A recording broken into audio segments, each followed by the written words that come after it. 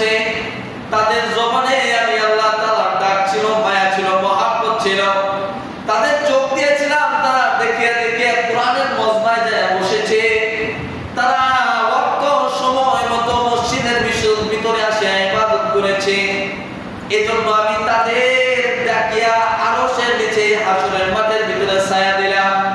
কিন্তু তোমাদের না ডাক দেওয়ার কারণ, এই দুনিয়ার ভিতরে তোমাদের জবান আমি আল্লাহ দিয়েছিলাম, এই জবান দিয়ে কোনোদিন আল্লাহ বলিয়া ডাক দাও নাই। এই চক্ষু দিছিলাম, এই চক্ষু দিয়া কোনোদিন মসজিদের ভিতরে যাও নাই। এই কান দিছিলাম শ্রবণ করার জন্য, এই কান দিয়ে কোনোদিন কোরআন ও হাদিসের আলোচনা শোনো নাই।